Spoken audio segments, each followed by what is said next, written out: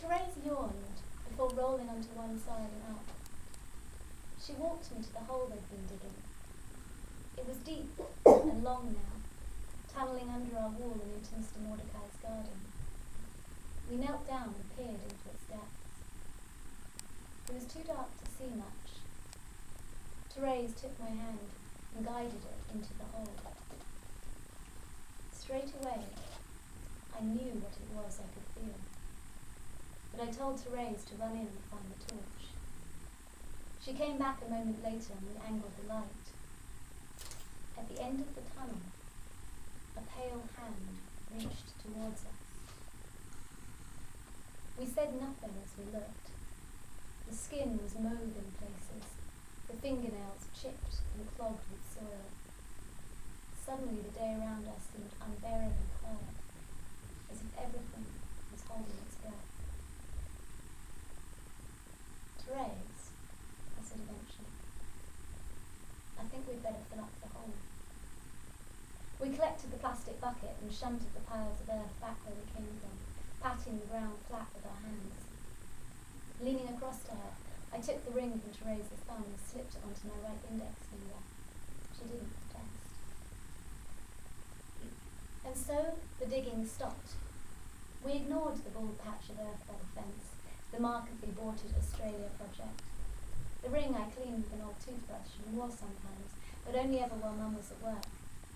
The long days continued to melt into one another. Mum would put us to bed, and it would still be light outside. Beyond the curtained windows, the world continued and we could hear it all, ever clearer than winter nights when it was dark. Tyler and Therese were too hot and tired to feel they might be missing anything. But I would lie awake under the sheets, listening to the street and the muffle of Mum's radio downstairs. One night, Therese woke crying from a bad dream. She padded through to Mum's room and I could hear them across the landing, Mum's voice comforting and sleepy, Therese's diluted by her tears. And I was watering the garden, Mum, with a blue watering can, and it started to grow. Sleep now, my love. Shh. I wanted Mum's gentle shush in my own ear. When I closed my eyes, I could see Therese's dream, the arm growing up through the soil. The holidays began finally to peter to a close. The days were still stifled by the heat, and at a loss as to how we might fill them, we'd even begun to miss going to school. Very occasionally, Mum would leave sweet money. Then we'd buy Smarties, lick the shells of the red ones, and rub swathes of scarlet food colouring across our lips. That's what we were doing when we heard the doorbell ring. I flip-flopped through the call of the house to open the front door.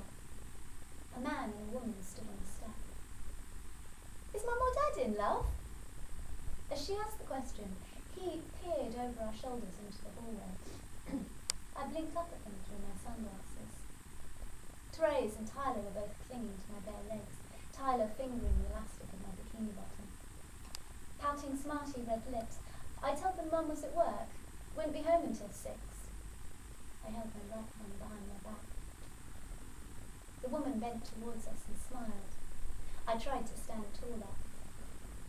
"Maybe you can help us then. We're from the police. We just want to ask a couple of questions." She held out a photograph of a late teenage girl, a holiday pic. The girl was sunbrowned, smiling at something beyond the camera lens. "Do you think you might have seen this girl?" We all looked, then shook our heads. "Are you sure?" She held the photo closer. "You wouldn't have seen her on the street or anything?" We all shook our heads again. The man loosened his collar, wiped a trickle of perspiration from his forehead. He caught my glance and smiled. I didn't smile back. "Well, that's all then," said the woman, lowering the picture to her side. "You've been very helpful, thank you." She stretched out a hand to ruffle Tyler's curls and pressed closer against my leg. I shut the door, and we waited a while. Heard them walking down our garden path and unlatching Mr. Mordecai's gate next door. My fingers, fiddling unconscious, played with the ring for a moment as we stood together in the dark hallway. None of us said a thing. Taking Therese and Tyler by the hand, I turned, and we stepped back out into the sunlight of the garden.